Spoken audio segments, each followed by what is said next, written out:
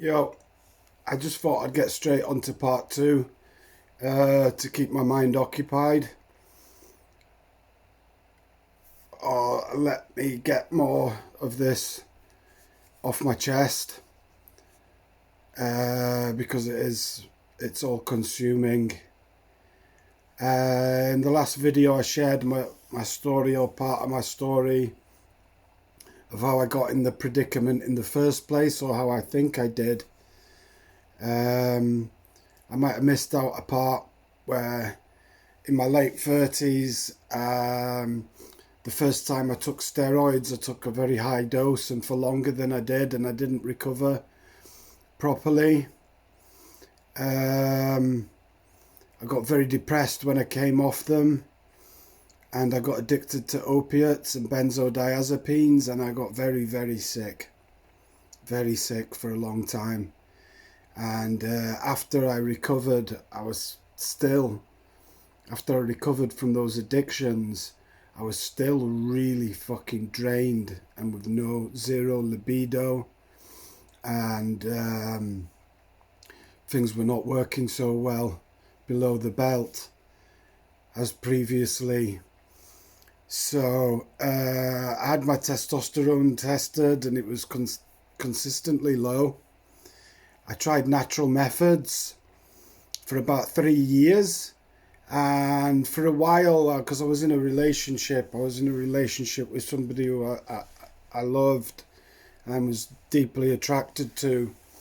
So things came back for a while. Then that relationship ended, and I relapsed again, and things went downhill again, and they just didn't fucking recover.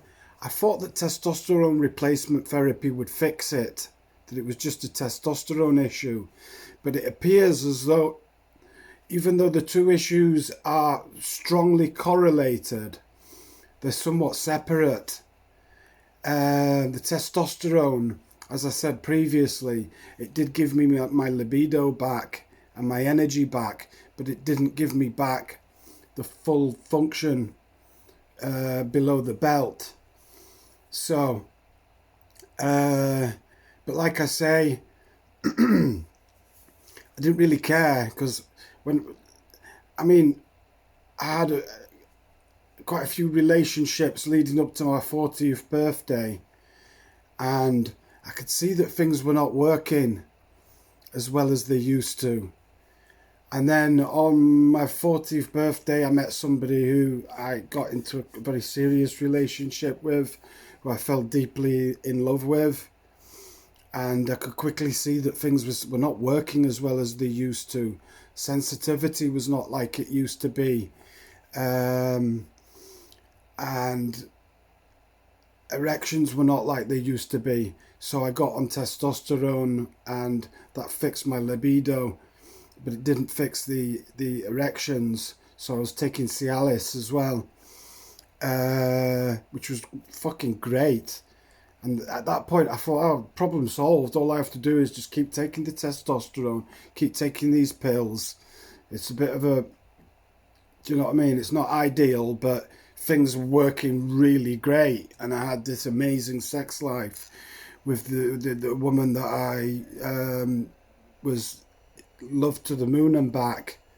So I didn't really worry about it so much. And then that relationship ended, and I never had a serious relationship after that, but I had like many encounters, if you will, friends with benefits, one night stands and stuff like that. And everything worked fine as long as I took the pills, as long as I took the testosterone. And then it must have been about 2 years ago, I think, that like the pills were not doing what they were doing before. So I realised after some research that the underlying cause must have got worse. And as I say, you don't really know what the underlying cause was.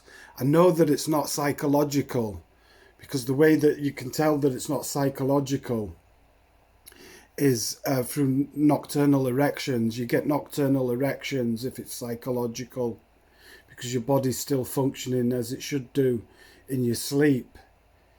If you're not getting those nocturnal erections, that means that the problem is physical. There's something wrong organically, and that's where I'm at, and that's where I've been at, like, since I was about 40, but I managed to mask it with testosterone replacement therapy and the pills.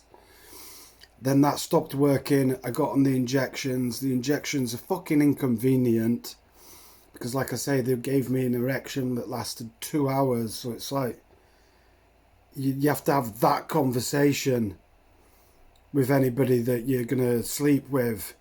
You know, it's like, if you're going to change your mind, you need to change your mind now, because I've got to take this injection. It's going to give me an erection for fucking 2 hours. And that's really difficult to fucking navigate, you know. Since I got on the injections, I've had one night stand with somebody who fortunately seemed to be understanding about that at the time, and accepting of it, and said, yeah, fine, you know, you're not the only person that I've been involved with who's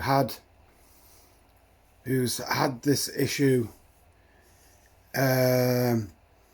but recently, like, the injections have just become more and more painful.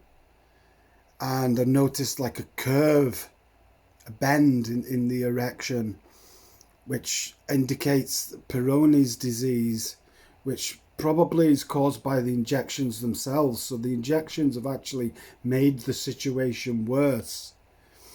And now, according to all the research that I've done and ChatGPT, which I use obsessively, I'm now in a situation where the implant is the only real definitive solution, because even if they found out the root cause, which is really difficult, because it could be multifactorial. It could be because of high cholesterol, it could be because of like some neuronal damage, some damage to your central nervous system caused by my addiction problems in the past. You know, I did have slightly elevated cholesterol. Like I said, I got on statins for a year because I'd researched and read that could reverse some arterial damage and blood flow. Didn't make a fucking difference. So what they can do at that point is put an implant in you, which it has a hidden pump in the scrotum, and you pump it up, and it's very discreet. It has a very, very high satisfaction rate. It can't fail really because it's mechanical. You just pump it up and you're good to go for as long as you want. So most men who get that apparently are saying that the only regret is that they didn't get on it earlier. So that's where I am. I hope that they're not going to keep me waiting for too long, because it really does impact your emotional state. So I want to talk about that a bit more in this video, because it's an unusual one, and it's been hard to put into words. So I'm just going to scroll down my notes. Excuse me for not being better prepared. Okay. So it doesn't just affect your confidence in the bedroom. It affects how you walk through the world. You question everything about yourself, your worth, your manhood, your ability to connect with people. because I don't know, it's just that it seems to, the possibility of dating and you know seems to come into all social interactions, or not all but many, most, I don't know, a lot of social interactions. It's really important you talk about it with your friends, you know what I mean, whether you've got a girlfriend or whether you're seeing somebody, and people joke about these things. People make jokes about it all the time, like, like body shaming kind of jokes about these kind of things all the time. So if you hear a joke like that being made, it's really like crushing. So it's a private struggle, but it spills over into everything: your relationships, your friendships, like even how you look at yourself through the mirror. And there are lies that you tell yourself. Sorry, I'm just going to set this up a bit better. I'm not great at this. I'll get better. So there are lies that you tell yourself. I don't even know if they're lies, because there's truth in them as well. Or at least I'm at that point where I'm still feeling like that. Yeah, you believe you're broken, you believe you're less of a man. There's this voice in your head saying that nobody's going to want you in like this, and it's loud even if nobody else hears it. And funnily enough, it was about a year ago, I actually got back with an ex-girlfriend from many years ago. And I got back with her because, we were very much in love at the time, and she's never let go of that somehow. And she loves me regardless, and I thought it just seemed like convenient. That sounds awful, like I was using her or anything or something like that, but it's not like that. I deeply attracted to her, and believed, yeah, maybe this could work. Maybe it didn't work out when we were younger and we made the stupid mistakes that we made. Maybe this time it can work out. And she already loves me anyway, therefore it makes sense. I don't have to, prove anything to her. I was on the pills at the time. This is before the injections, and they weren't working very well anymore. They were like giving me about 75, 80% if I'm lucky, and then I might lose it during the act and stuff like that. So I had to have that conversation with her and tell her, look, I'm having problems, but I'm looking into it. Do you know what I mean? I'm determined to get it resolved. And she's, it doesn't matter. These things matter to men more than they matter to women.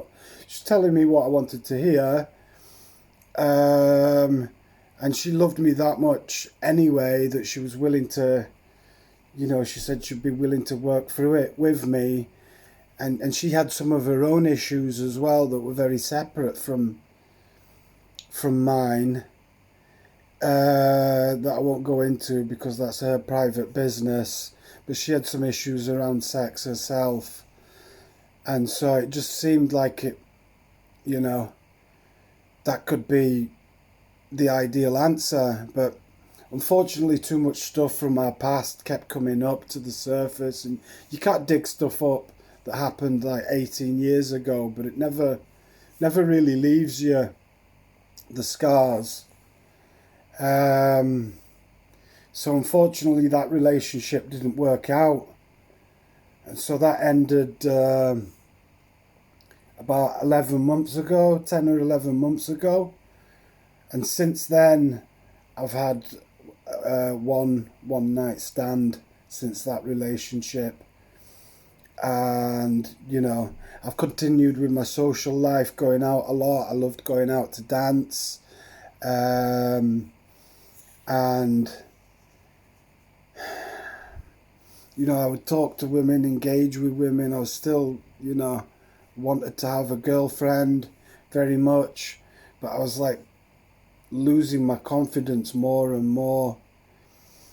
I did like hook up with somebody that I met that I really liked, but I didn't let it progress any more than kissing.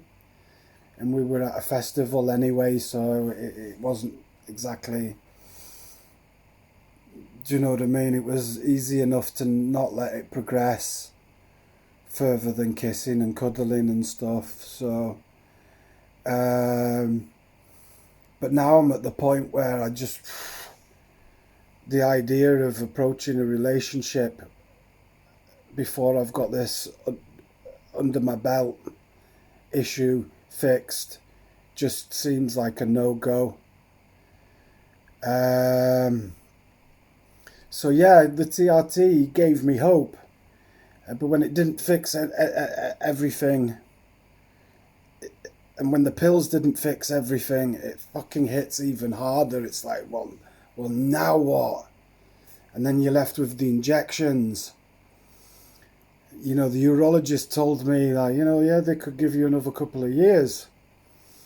Another few years if you're lucky. Well, not even that. A few months into it. And they seem to have caused me some damage. The onset of Peyronie's. So hopefully that will escalate my case for getting an implant. And I'm still fucking terrified. Of course I'm terrified. I'm terrified of penile loss.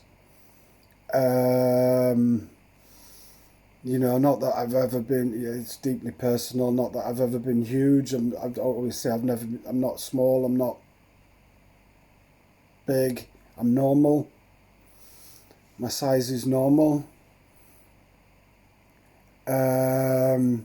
But nobody wants to lose like a part of themselves and become, you know, less of themselves.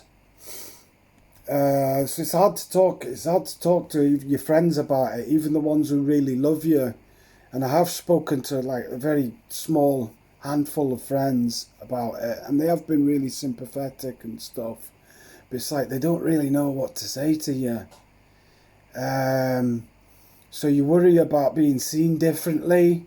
You worry about being seen worse. You worry about being pitied, even. Like, you know, that I always say that the last emotion that any man wants anybody to feel for him, especially a woman, is pity. You worry about being laughed at. And so you stay quiet and you start avoiding social situations. And the silence becomes its own kind of prison.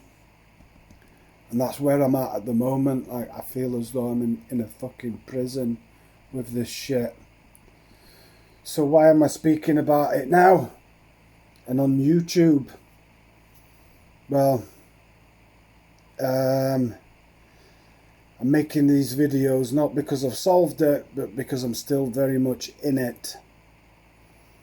And maybe somebody else out there will hear this and feel a little less alone.